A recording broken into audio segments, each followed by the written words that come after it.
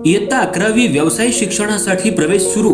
इचलकरंजी शहरातील श्री नाबा एज्युकेशन सोसायटीचे गोविंदराव हायस्कूल आणि ज्युनियर कॉलेज इचलकरंजी उच्च माध्यमिक व्यावसायिक अभ्यासक्रम HSC व्होकेशनल पूर्वीचे MCVC महाराष्ट्र शासनाकडून दर्जानिहाय वर्गीकरणात अ दर्जा प्राप्त संस्था.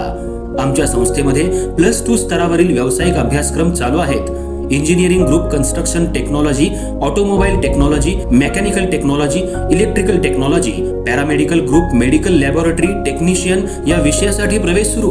अधिक माहितीसाठी संपर्क मुख्याध्यापक SB Patil sir. Mobile 9284 35 36 60. उपप्राचार्य NS Patil sir. संपर्क 9922 63 0180. तर आजच आपला प्रवेश निश्चित करा. आपले प्रवेश ऑफलाईन पद्धतीने चालू आहेत.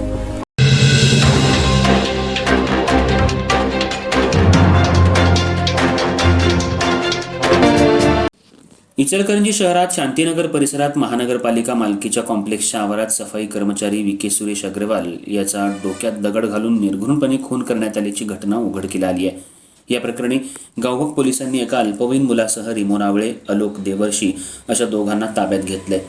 तर यातील एका अल्पवयीन मुलाची बाल सुधारगृहात रवानगी करण्यात आली आणि रिमोन आवळे, आलोक देवर्षी या दोघांना न्यायालयात हजर केलं असता न्यायालयानं त्यांना 5 दिवसांची पोलीस कोठडी सुनावली. इचलकरंजी शहरातल्या शांतीनगर परिसरात विकी हा रिमोन आवळे, आलोक देवर्षी आणि अन्य एक जण अशा तिघांसोबत मद्यप्राशन करत बसला होता. त्यांच्यात काही कारणावरून वाद झाला आणि त्या वादात तिघांनी विकीच्या डोक्यात दगड घातला. डोक्याच्या पाठीमागच्या बाजूला बसलेल्या वर्मी घावामुळे विकी याचा जागीच मृत्यू झाला. ही घटना मंगळवारी मध्यरात्रीच्या सुमाराला घडली. बुधवारी सकाळी हा प्रकार उघडकीला आला.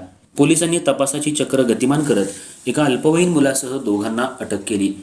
यातील एक अल्पवयीन मुलाची बाल सुधारगृहात रवानगी करण्यात आली. तर रिमोन आवळे, आलोक देवर्षी या दोघांना न्यायालयात हजर केलं असता त्यांना 5 दिवसांची पोलीस कोठडी सुनावण्यात आली आहे.